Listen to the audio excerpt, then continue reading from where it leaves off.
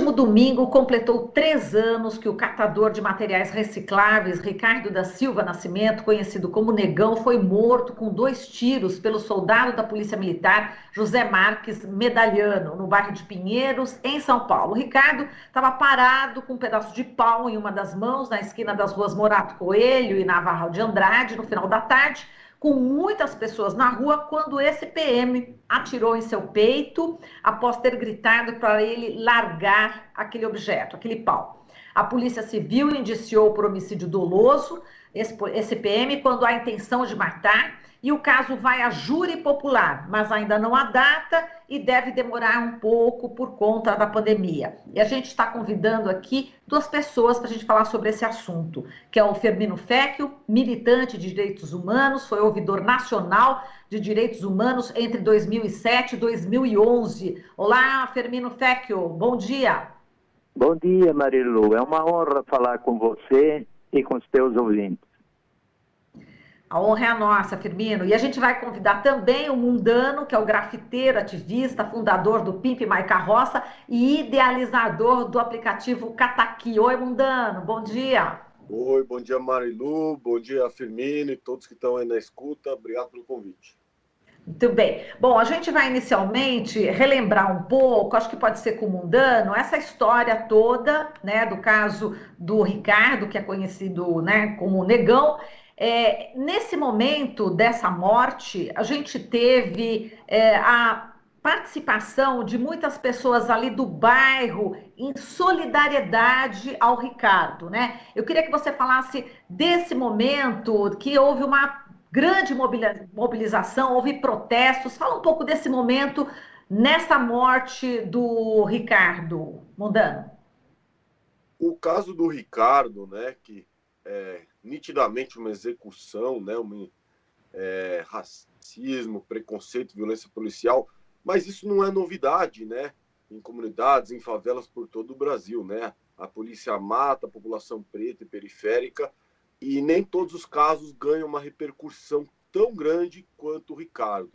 Eu acho que o caso do Ricardo foi um pouco diferente porque foi feito num bairro mais elitizado, né? Onde, na verdade, por mais que o Ricardo estava em situação de rua, os vizinhos deles não. Os vizinhos deles eram de classe média. Os vizinhos deles passavam lá e davam bom dia. Então, ele tinha uma relação ali. E isso aconteceu assim com o público assistindo essa execução fria, né? E com imagens. Então, assim, acho que isso foi um estopim, porque foi para muita gente a primeira vez que viu uma execução que acontece todos os dias em comunidades favelas pelo Brasil, infelizmente. E acho que essas pessoas conseguiram dar uma mobilização. No caso, eu e toda a equipe do Pimp My Carroça, numa ONG, a gente estava literalmente perto de onde foi a ação. Tanto que rapidinho veio alguém correndo e falou: Mundano, parece que mataram um catador ali perto da Teodoro. A gente saiu correndo a pé e conseguiu chegar pouco antes de quando já tinham levado o corpo. Então a gente conseguiu acompanhar, gerar relatos e amplificar um pouco essa voz pedindo justiça, né? E porque não é um caso isolado, são tantos outros. Então, trazendo essa simbologia, pedindo justiça para essa execução fria, né? E que teve tantos outros crimes. Primeiro a execução, mas acobertaram provas, arrancaram o celular de quem tinha filmado. Ali a região é cheio de câmeras, sumiram essas imagens. Enfim, a própria remoção do corpo não pode ser feita assim. Foi um erro atrás do outro, e acho que as redes sociais também ajudaram a gente, pelo menos, fazer aí um protesto e gritar todos os anos aí por essa justiça. Exato, Mundano. E ele queria um pedaço de pizza, né? O Ricardo tinha pedido um pedaço de pizza na pizzaria, não é? Essa história não é 100% assim, resolvida. Ele realmente estava numa esquina onde tinha uma relação. Não se sabe ao certo como começou isso. Tem a história de pizza e tal. Pode ser que seja verdade, a gente não tem os fatos. O que tem os fatos é assim: o Ricardo ele tinha medo da polícia, porque não é a primeira vez que a polícia já fez atitudes com preconceito ou talvez batido e tal. Então, o pedaço de pau, ele não queria pegar um pedaço de pau e sair ameaçando as pessoas. Na verdade, é a defesa dele.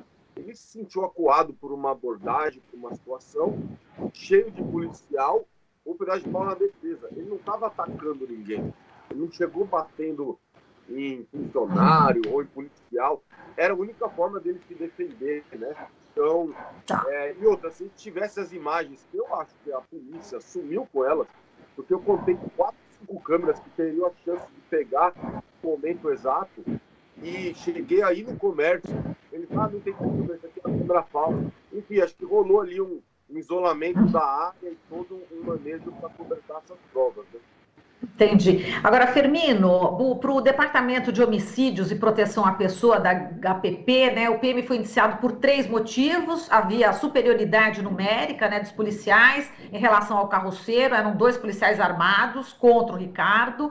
O soldado José Medalhano estava com cacetete, com spray de pimenta, não usou esse armamento ao invés da arma, e os 2 disparos foram dados a queima-roupa aí no peito da vítima. Bom, justamente esses motivos são suficientes realmente para condenar esse policial, na sua opinião, Firmino?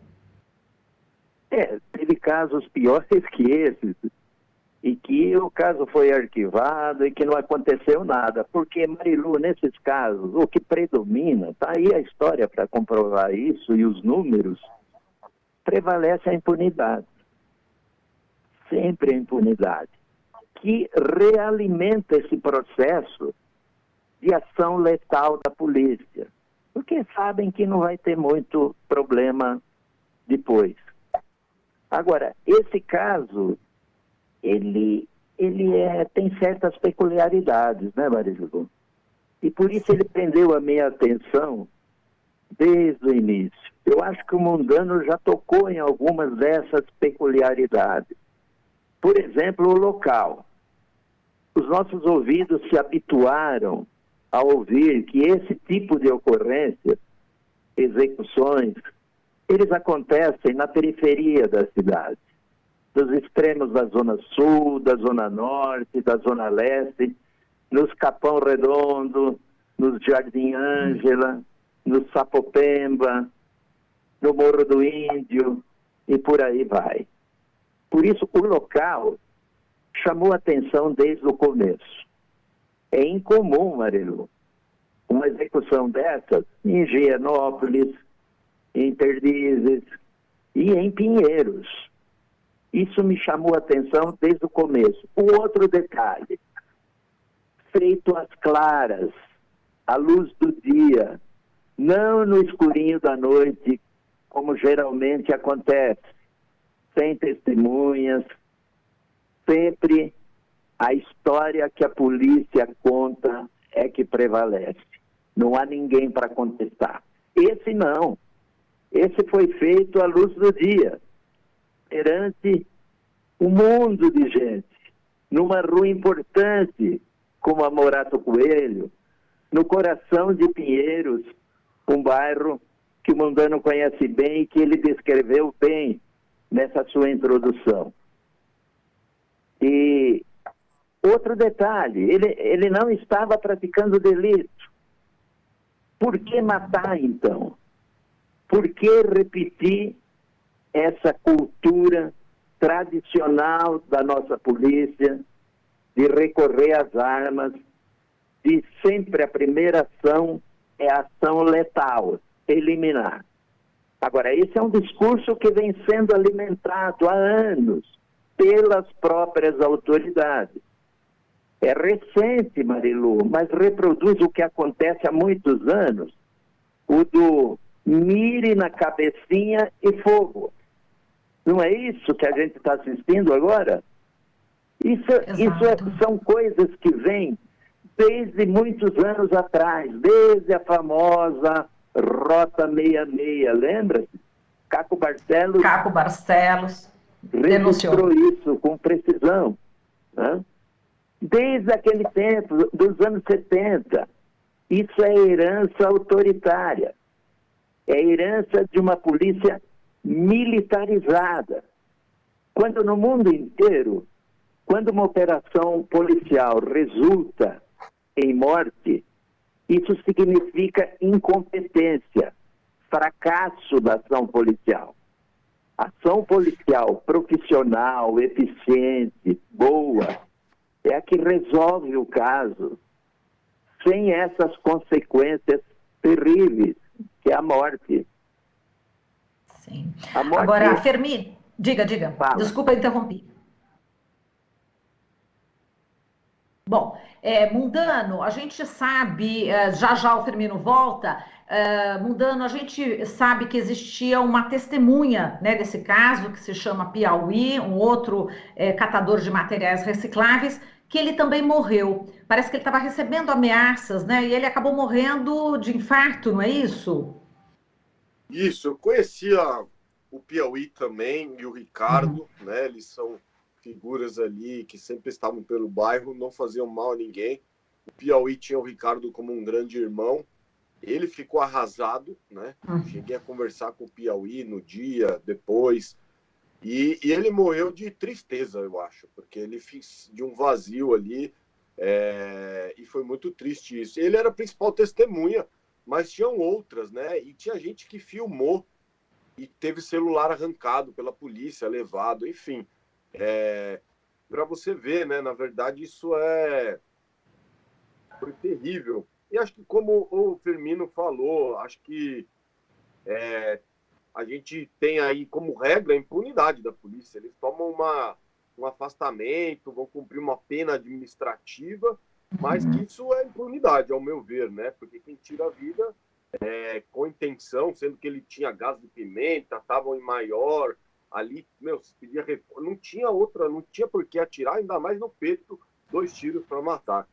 E eu acho que é importante também, inclusive eu estou aqui, não sei se dá para ver, com a camiseta do Ricardo aqui, ó.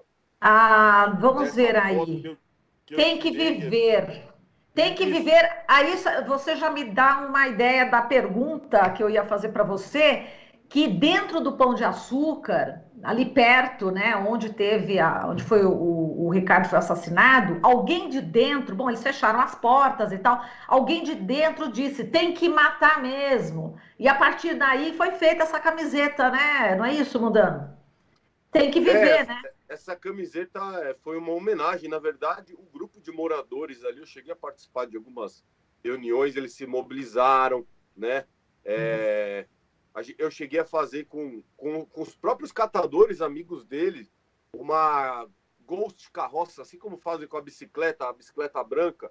Eu fiz Sim. uma carroça branca, peguei a carroça do Ricardo, pintei de branco, coloquei lá, as pessoas colocaram flores e tudo, foi removida, e eu acho isso uma injustiça, porque as bicicletas ficam. Por que ali não ficaria uma carroça branca para eternizar que ali foi um lugar, né? Quando removeram, enfim, levaram embora, não poderia ser feito, é uma ferramenta de trabalho que poderia ser. E a gente fez uma miniatura e colocou no poste, que está lá até hoje, e rolou toda essa mobilização. No dia seguinte, eles resolveram fazer um ato. E foi um dos atos mais bonitos que eu participei. E olha que eu estou em quase todos aí. Por quê? Porque, cara, começou dos próprios catadores. Eu encontrei eles no Ferro Velho ali perto. A gente saiu, com uma vontade de gritar justiça. Uma carrociata mesmo, assim. E outra, foi toda pacífica. Foi toda, assim, respeitando tudo. E outra, não teve violência. Por quê? Porque a polícia não teve coragem de aparecer. Porque tomou uma projeção nacional e a mídia, a população, todo mundo tem consciência que foi uma execução, que tem que fazer justiça. Se vocês resgatarem reportagens da época, isso é um fato. A gente conseguiu mostrar e assim, a gente vê hoje casos como George Floyd e tantos outros, do Miguel, assim, casos não faltam, com nomes emblemáticos, lutas de assassinatos e tal. Esse foi um muito importante, né? Que, claro, vem nesse momento aí de ebulição aí, de essa injustiça social que existe há centenas de anos, essa escravidão que de alguma forma ainda existe, o racismo estrutural. Então é muito simbólico que a gente consiga, a júri popular, que a gente consiga fazer justiça. Esse policial militar, ele tem que estar preso. Até porque a gente tem que fazer justo, porque não é todo policial que é assassino, não. Mas os que são, eles têm que pagar, têm que dar exemplo. Então, é isso que a gente espera. A gente espera justiça. Tenho certeza que a gente vai ganhar esse caso. Ele é muito simbólico. A gente estuda, inclusive, há muito tempo, o Pedro Maica-Rossi queria fazer um monumento em homenagem aos heróis invisíveis dessa cidade. Começou lá atrás. Quando teve o caso do Ricardo, quando tiraram a Ghost Carroça, a gente retomou. Vamos fazer um monumento. E a gente está até hoje, e a gente já conseguiu uma aprovação no departamento histórico, que é o mais difícil, porque não é qualquer pessoa que faz um monumento, não pode ter monumento de busto, não é? Então, assim, se não qualquer aí endinheirado teria monumentos por aí. E a gente vê esse momento também de derrubada de ícones, de monumentos, de Cristóvão Colombo, de não sei o quê, que são falsos heróis, né? Por exemplo, em São Paulo, tem 380 monumentos públicos. Só 11 são representação de mulheres. Quem diz que estão bem representadas? Imagina, então, os trabalhadores que construíram essa cidade. Enfim, a gente quer fazer um monumento público que vai simbolizar, não é do Ricardo, né, mas é de todos esses heróis e heroínas invisíveis que prestam um serviço para a cidade. O Ricardo, ele prestava um serviço público. Ele fazia a limpeza das vias, ele fazia coleta seletiva e ele fazia a logística reversa das empresas, ou seja, 3 serviços não remunerados, não era para ele estar em situação de rua. Então, é uma injustiça que vem há muito tempo e a gente precisa de casos assim para dar visibilidade e mostrar que os catadores e catadoras de materiais recicláveis são importantes, são prestadores de serviços que merecem ser remunerados e merecem não ter esse maltrato, essa violência policial com quem ali está prestando um serviço público, tão quanto o policial também. Exato, merecem estar vivos, né? E agora, Firmino, o Mundano tocou num ponto também, que é a questão dessa morte, né? Que ganhou uma comoção internacional, a morte do George Floyd, e a gente teve recentemente agora um policial colocando o pé no pescoço de uma mulher negra, né? Na periferia também. Felizmente ela não faleceu, mas realmente teve danos, né, à saúde dela, gravíssimos. Como é que você vê essa falta também de comoção quando a gente tem essa morte? Teve aqui na classe média, a gente está realmente teve essa visibilidade na época, eu mesma fiz reportagem, cobrimos lá a missa do padre Júlio Lancelotti, a atriz Letícia Sabatella estava lá. Agora, por que não ocorre, Firmino, essa comoção nesse nível de uma grande proporção aqui com os nossos negros da periferia, nossos catadores, Firmino? Nós sempre fomos educados e induzidos, Marilu, para deixar o assunto segurança pública para a polícia. Sempre foi dito a nós todos, isso não é assunto para você. E eu ouço isso de prefeitos, de vereadores, de deputados. Pode perguntar para os atuais prefeitos, né? Escuta, o que aconteceu com os homicídios na tua cidade no ano retrasado? Você foi verificar quantos foram esclarecidos, quanta autoria foi esclarecida, se o autor foi punido, o que aconteceu na sua cidade? Eles não sabem. Vereador também jamais discute os números, esses números escandalosos que afligem todo mundo há décadas, né? Não, eles falam, isso é assunto de segurança pública. Mas o governador não se manifesta, e quando se manifesta mal, né, para ficar bem.